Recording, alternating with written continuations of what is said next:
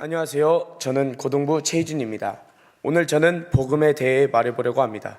제가 생각하는 복음은 기쁜 소식이라고 생각합니다. 왜냐하면 우리는 원래 죽어 지옥에 갈 수밖에 없는 존재였습니다. 그러나 예수님은 우리가 지옥에 가는 것을 볼 수 없어 이 땅에 내려오셔서 하나님의 아들임을 우리에게 보여주셨습니다.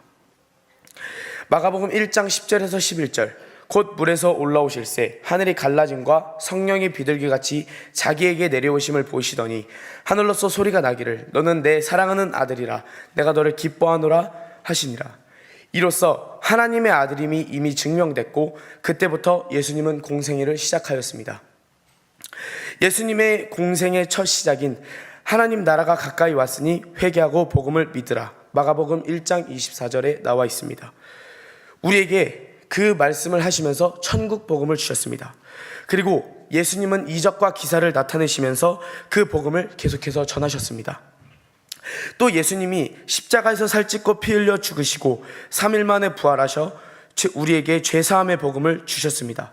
이 복음은 우리에게 기쁜 소식이고 우리가 살 수 있는 길이 되었습니다. 예수님은 계속해서 복음을 전하시고 다니셨을 때 듣는 자들도 있었지만 듣지 않고 예수님을 못마땅해 하고 예수님을 시험하는 자들도 있었습니다. 그러나 예수님은 그 사람들을 신경 쓰시지 않으셨습니다. 예수님은 계속해서 그 사람들을 신경 쓰시지 아니하시고 복음을 전하셨습니다. 예수님은 계속해서 복음을 전하실 때 하나님의 아들임을 보이시면서 전하셨습니다. 마가복음 1장 27절, 다 놀라 서로 말하되 이는 어찌미뇨 권세 있는 새 교훈이로다 더러운 귀신들을 명한즉 순종하는도다.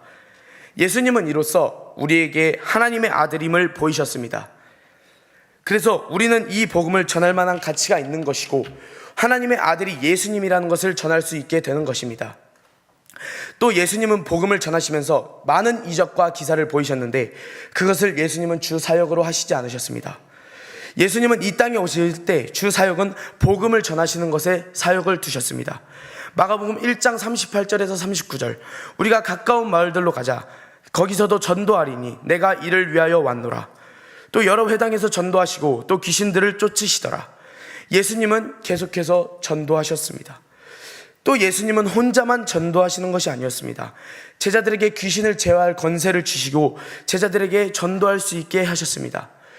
이처럼 예수님은 전도하실 때도 그 복음을 예수님만 가지고 예수님만 전하는 것이 아닌 어떻게든 더 많은 사람들을 통해서 제자들을 통해서 복음을 계속해서 전하셨습니다. 그리고 제자들과 함께 계셨을 때도 조금씩 예수님이 정말 하셔야 될 사역을 말해 주셨습니다. 마가복음 8장 31절, 인자가 많은 고난을 받고 장로들과 대제사장들과 서기관들에게 버림받아 되어 죽임을 당하고 사흘 만에 살아야 할 것을 비로소 저희에게 가르치시되. 이렇게 예수님은 제자들에게 3번이나 말씀하셨습니다.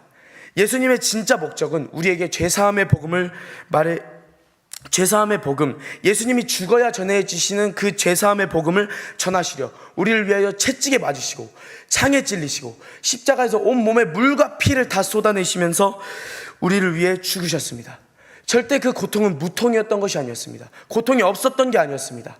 그 고통이 다 오셨고 그 고통을 다 맞으셨습니다. 왜냐?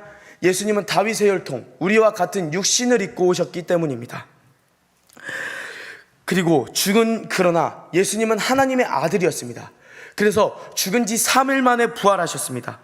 그리고 제자들에게 나타나셔서 복음을 전하라고 말씀하셨습니다. 마가복음 16장 15절, 너희는 온 천하에 다니며 만민에게 복음을 전파하라. 그리고 제자들은 예수님의 말씀을 붙들고 그 성령을 받고 죄사함의 복음을 만민에게 전하고 다니셨습니다. 저는 처음에 복음을 전할 때 저 사람이 이 복음을 들을까? 저 사람이 내가 이 복음을 말했을 때 저 사람이 내 복음을 수용을 할까? 이런 생각을 했었습니다. 그러나 이번 마가복음을 통해서 이 복음은 겨자씨와 같다는 것을 알게 되었습니다. 예수님도 저주의 나무 십자가에서 죽으실 때 유대인들이 느끼기에는 겨자씨와 같이 소중하게 느껴지지 않았을 것입니다. 정말 작고 하찮게 느껴졌을 것입니다.